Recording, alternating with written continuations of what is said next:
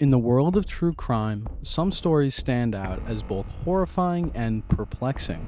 Among them are the tales of serial killer nurses. These trusted healthcare professionals who wielded their positions to commit unspeakable acts of violence and betrayal. These individuals defied the very essence of their profession, choosing to take lives rather than save them. Join me on this chilling journey as we delve into the dark and twisted minds of nurses turned killers. From the hospital wards to nursing homes, the tragedies unfolded, leaving families in ruin and communities in shock. We'll be covering those from the notorious Angel of Death to lesser known but equally sinister. Through these haunting stories, we will review their methods and motives. From financial gain, a thirst for power, and even an insatiable need for attention, each killer had their incomprehensible reasons. As we navigate through the dark corridor of history, we're also going to explore the relentless efforts of law enforcement and what fatal mistakes these murderers made that led to their capture. But before any of that, I'd first like to say thank you for watching.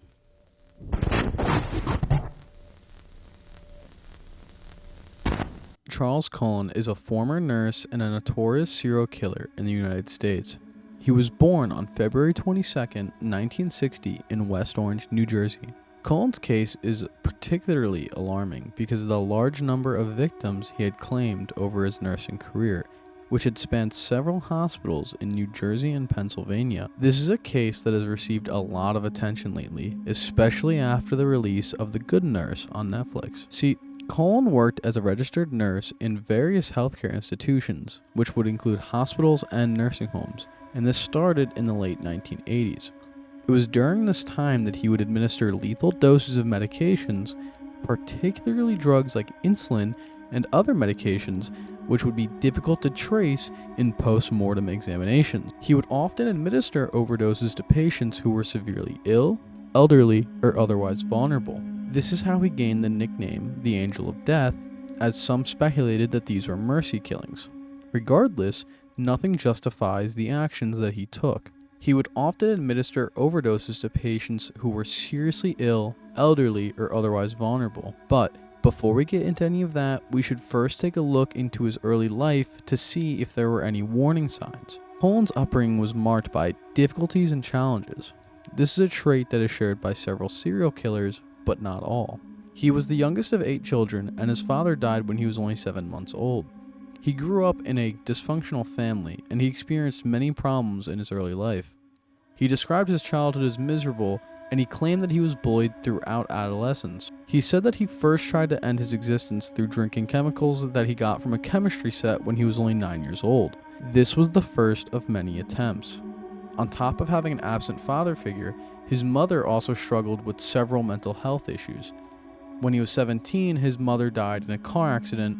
This is an event that he described as devastating. His upbringing likely had a significant impact on his psychological development.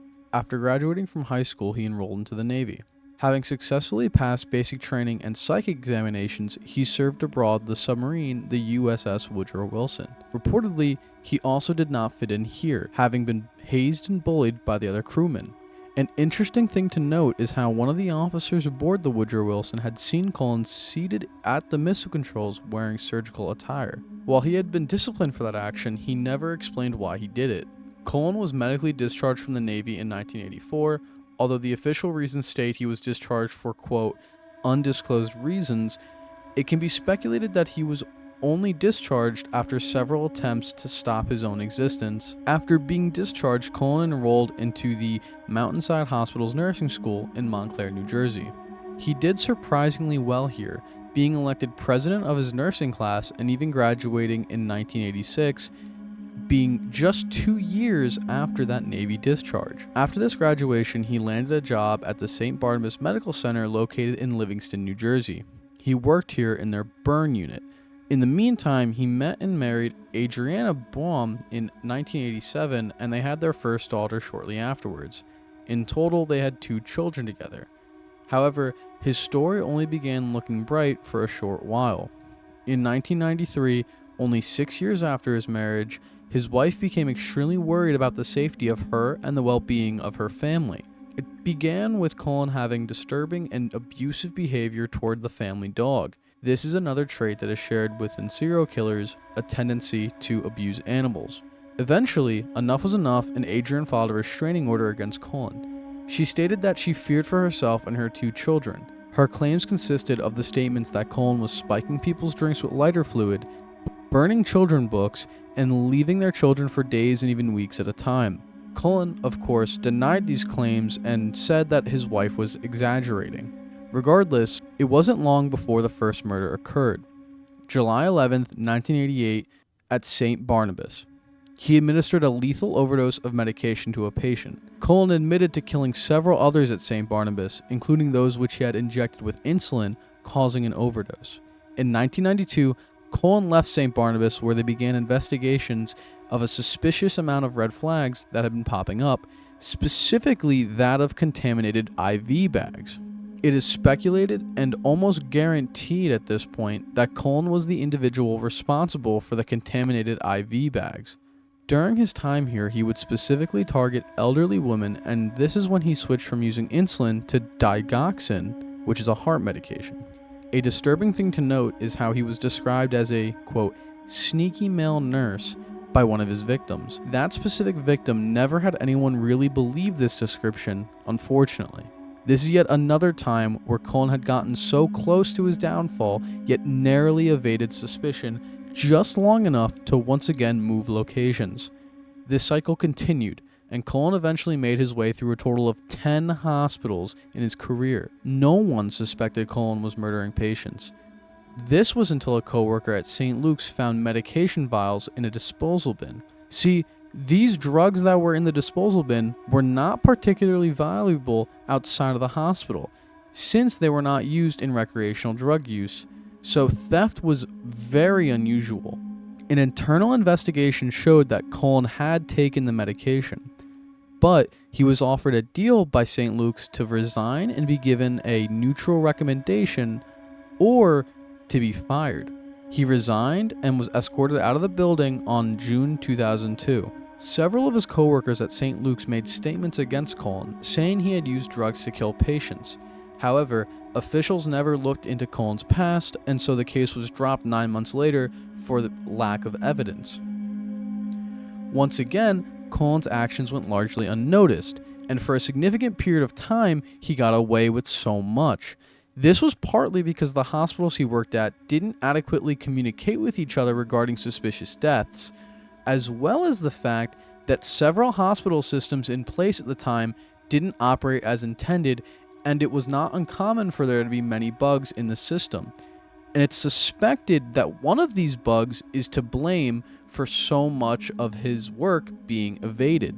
It wasn't until 2003 that his activities came to light when an investigation was launched into an unusually high number of deaths at Somerset Medical Center in New Jersey, which I believe is now Robin Wood Johnson Hospital. This is where he was working at the time. Amy Lauren played a pivotal role in helping put this serial killer behind bars. To put some context around the situation, Amy was a nurse herself and became a confidential informant for the police in their investigation against Cullen. Here's how she was able to help. She worked with Charles at Somerset Medical Center. They developed a friendly relationship, and she even saw Cullen as a helpful and capable nurse. They both worked the night shift, and they both got extremely close. Their relationship became the foundation for her involvement in the investigation. Despite this close relationship, Lauren started noticing odd behaviors and discrepancies in Cullen's actions. For example, at one point she walked in on Cullen injecting a patient with medication that seemed unusual. These incidents raised suspicion in Lauren's mind, although at first, she didn't really make any connections or have any thoughts that Cullen could be doing anything wrong. Like I said, her and Cullen had gotten extremely close during their time together at the hospital. Cullen even served as an occasional babysitter for her. The man was tied up in her life, so of course it's only natural for her to be second-guessing these suspicions. But eventually, her suspicions did grow strong enough and she would approach law enforcement to share concerns about these actions. She agreed to become an informant, and she was cooperative with detectives Danny Baldwin and Tim Braun from the Somerset County Prosecutor's Office. As part of her role as a confidential informant, she wore a wire to record conversations with Cullen.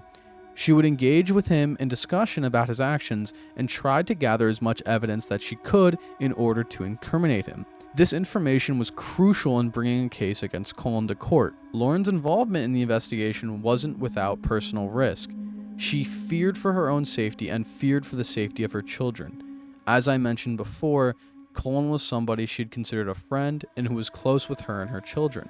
Despite this, however, Lauren was determined to see justice served and continued to work with law enforcement.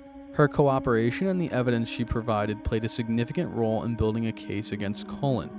Eventually, Cullen was arrested and charged with multiple counts of murder. He pleaded guilty to 13 counts of murder and 2 counts of attempted murder in 2004. Her testimony and evidence were instrumental in securing Cullen's conviction and ensuring that he would be held accountable for these crimes. This portion that I just covered between Lauren and Cullen is much more complex than I have portrayed it, and it is very important to note that if it wasn't for her, there's no guarantee he would have been captured. During questioning, Cullen admitted to killing at least 40 patients, although the actual number is believed to be much higher. His motives for committing these murders remain complex and not entirely clear. He mentions a mix of reasons, including a desire to end the suffering of his patients, as well as a feeling of control over life and death, and even claiming that he enjoyed this power he had when deciding who lived and who died. In 2006, Charles Cullen was convicted of 22 murders and sentenced to 18 consecutive life sentences in New Jersey. He avoided the death penalty by agreeing to cooperate with law enforcement and revealing the details about his crimes and methods. While the true extent of his crimes may never be known, as he provided inconsistent and sometimes conflicting information to investigators. His case does shed light on the vulnerabilities in the healthcare systems and the need for better communication and oversight to prevent similar incidents from occurring in the future. He still remains one of the most prolific serial killers in American history, and his actions had a profound impact on the discussions surrounding patient safety and healthcare regulations.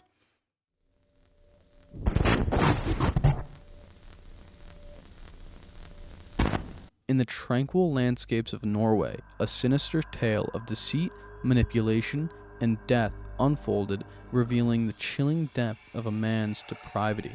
Born on October 25, 1936, in Trøndelag, Norway, Arnfinn Nesset's journey from a seemingly ordinary life to becoming one of Norway's most infamous serial killers is a disturbing narrative that transcends mere crime stories.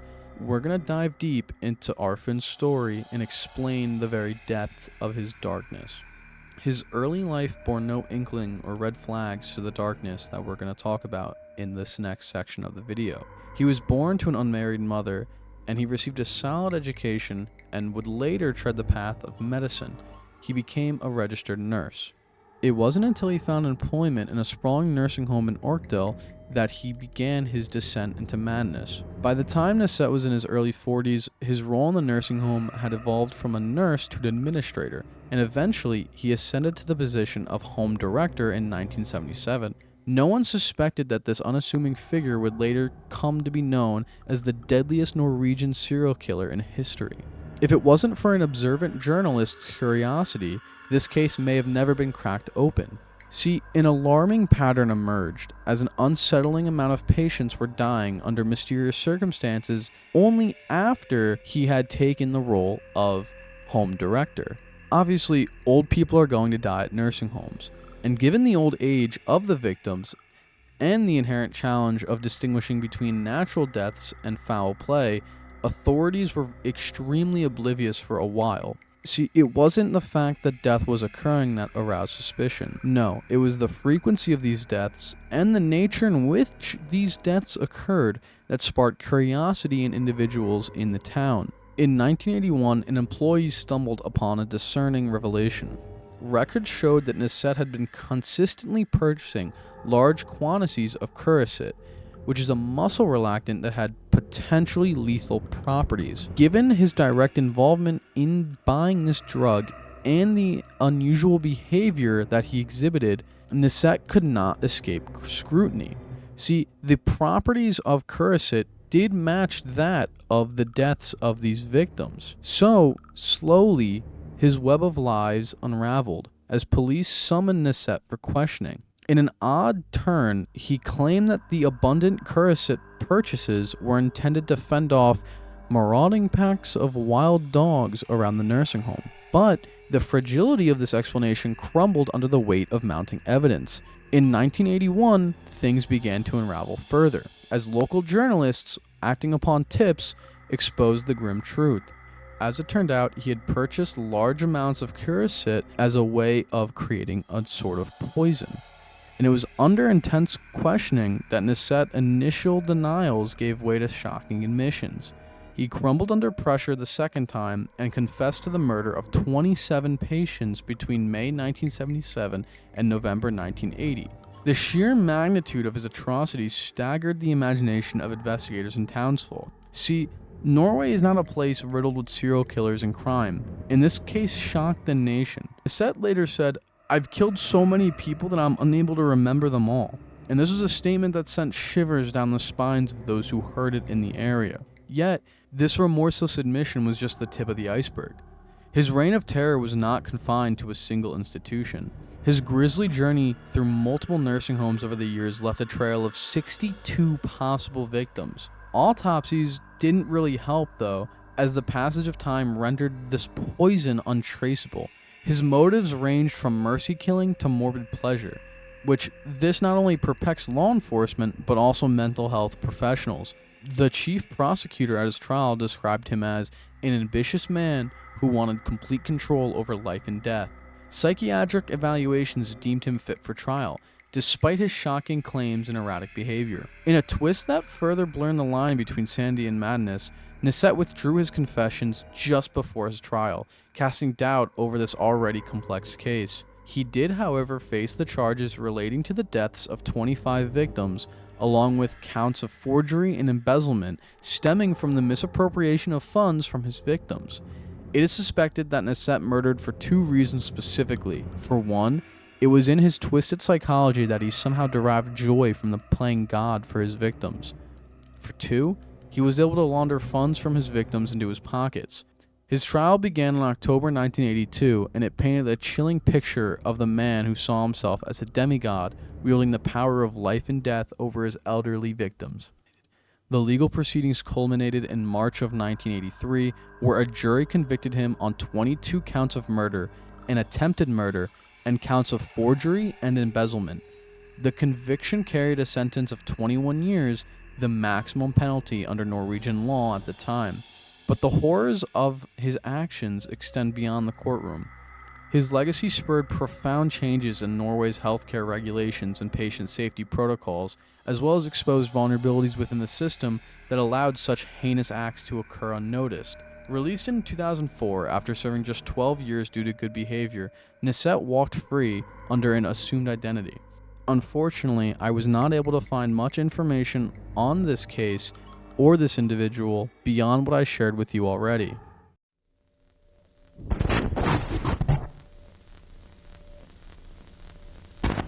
In the heart of 19th century England, a name emerged that would forever be intertwined with darkness: Amelia Dyer. Born on October 29, 1837, in the quaint village of Pyle Marsh, just east of Bristol, Amelia's early life held hints of the turmoil that would later unfold. Born to Samuel Hobley, a master shoemaker, and Sarah Hobley, she was the youngest of 5 siblings. In her youth, she exhibited a love for literature and poetry. Her childhood was marked by her mother's mental affliction, which not only deepened her understanding of the human frailty, but also introduced her to signs of mental distress. She had witnessed her mother struggle with typhus-induced madness, something that would haunt her over their family home. Her mother would often have violent fits, which were a result of the madness. Amelia tended to her until her mother's death in 1848. This exposure to mental instability is suspected to have played a large role in later shaping Amelia's own actions in ways both unsettling and chilling. Amelia's family was also no stranger to tragedy, as her two elder sisters also met untimely deaths. These early losses sowed the seeds of tragedy that would become intertwined with Amelia's life story. Amelia eventually assumed the role of caretaker for her household, but as she matured, she found herself on a path of estrangement from her family. In 1861, at the age of 24, she relocated to Bristol, distancing herself from said family. It was during this period of time that she met and married George Thomas, a man nearly 3 decades her senior. During their marriage, something interesting to note is that both of them lied of their age. Amelia claimed she was older, and George claimed he was younger. This marriage didn't really provide anything to Amelia in terms of stability, which is something she desperately craved. At some point, Amelia gave birth to her daughter, Ellen Thomas. Amelia's life took a chilling turn for the worse when the death of her husband occurred in 1869. Left widowed and in need of an income, Amelia ventured into the realm of nursing, a career that would prove to be a double-edged sword. From a fellow midwife, Aline Dane, she learned of another, seemingly easier way to financial stability: baby farming. See, the two would transform their homes into lodgings for pregnant, unwed women. These women would eventually give birth there, and their infants would either be put up for adoption or left to wither away from neglect and malnourishment. The practice was not very uncommon, as numerous other established similar businesses alluring young expectant mothers with promises of care. The mothers would leave their babies in the hands of these nurse children caretakers, hoping for a better life of their offspring. As Amelia's facade of compassion marked her true intentions, she presented herself as a refugee for these desperate mothers. She offered a safe haven for their unwanted children. However, behind closed doors, a chilling reality unfolded. Instead of care and nurturing, these innocent infants faced neglect, maltreatment, and death at the hands of the very person they were entrusted to. The thing is, it was not very uncommon for these children to be mistreated at the baby farms in general. Amelia was not the first nor the last to mistreat children in this manner. It is reported that fussy babies would be treated through readily available alcohol and opiates, one of them being called Mother's Friend, which was a syrup that contained opium. Many people used this, and it would often come with deadly consequences. Victims would die from malnutrition or be labeled as having perished due to debility from birth or starvation. Amelia's case in terms of the baby farming was a bit different. Because of the fact that she had a nursing background, a child, and was extremely manipulative, she was able to transition from the role of nurturer to predator pretty easily. She exploited vulnerabilities of her victims and ensured that she would capitalize on any opportunity given to her. It is said that she found a cruel satisfaction in capitalizing on the vulnerabilities and desperation of others, all of which this was for her own financial gain. In the years that followed, Amelia Dyer's atrocities would multiply, leaving a trail of tragedy that would eventually lead to her downfall. She would systematically end the lives of the infants in her care. Her methods were as diverse as they were horrifying. However, suffocation and poisoning were her favorite. She cruelly discarded of tiny bodies. It was due to the fact that she was constantly moving that she was able to evade capture for so long. She went all over England, which allowed her to evade suspicion. On top of all that, in 1872, Amelia married William Dyer, a brewer's laborer from Bristol. They had 2 children together, Mary Ann, also known as Polly, and William Samuel. Amelia eventually left her husband. At some point in her baby farming career, Dyer decided to forego the expenses and inconvenience of actually letting the children have a chance of surviving yet dying through neglect and starvation. A switch went off, and soon after she received a receipt of each child, Dyer would just simply murder them, allowing her to pocket almost all of the fee that she took from their mother. At one point, Dyer even said, "I used to like to watch them with tape around their neck, but it was soon all over for them." She was eventually caught in 1879 after a doctor was suspicious about the number of children that she was reportedly in care of who would die. The crazy thing is, instead of being convicted of murder or manslaughter, she was only sentenced to 6 months of hard labor, which apparently the experience almost destroyed her mentally, though it was definitely too lenient, because shortly after her release, she was back at it again. Although it is reported she had tried to take her own life on several occasions. She was in and out of mental hospitals due to instability, as well as her tendency to attempt to end herself. Although it is important to note that whenever she needed to disappear, she would magically wind up in a mental institution claiming that she was insane. Many speculate this was to have been coordinated to help her evade law enforcement. Things began to close in on Dyer yet again when she was tasked with keeping the care of a governess's illegitimate child.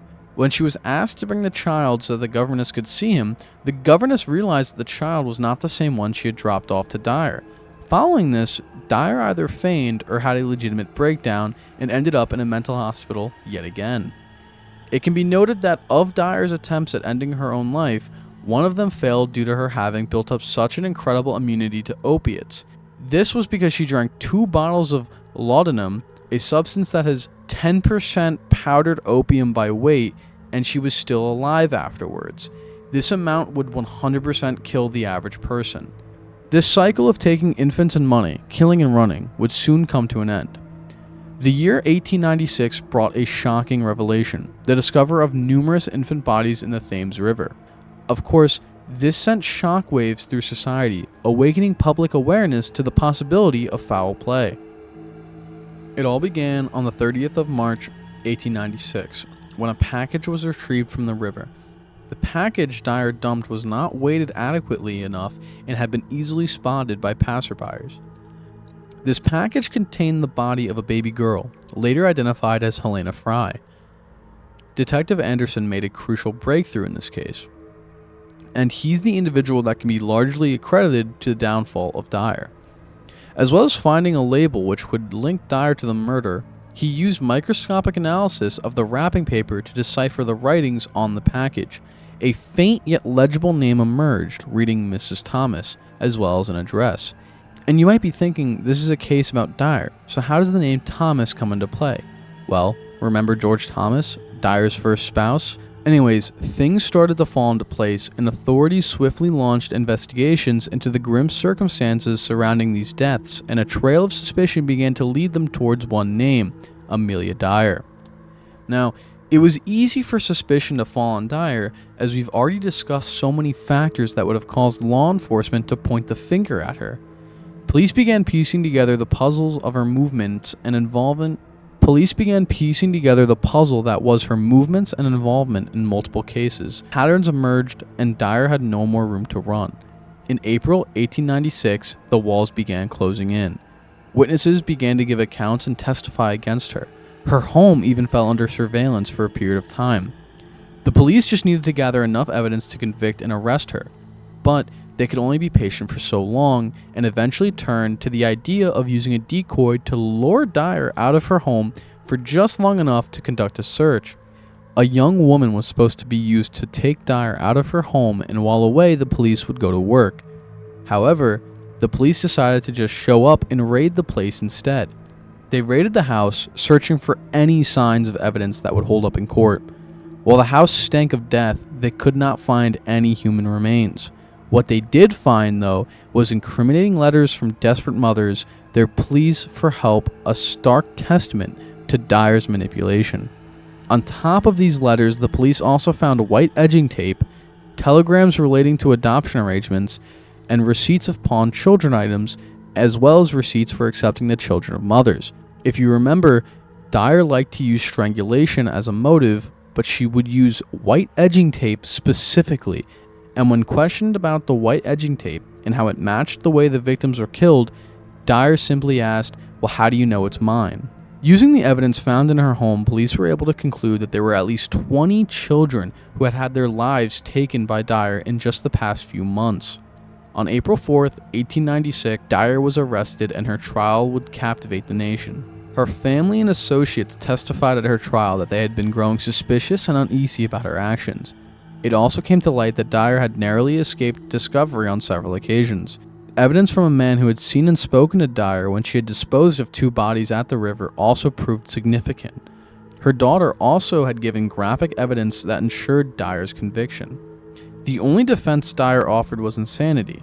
As covered already, she was continuously in and out of mental institutions. However, the prosecution argued successfully that her outbursts of mental instability had been just a ploy to avoid suspicion.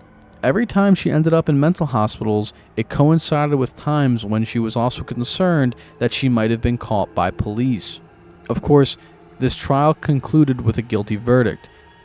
It took the jury only 4.5 minutes to find her guilty.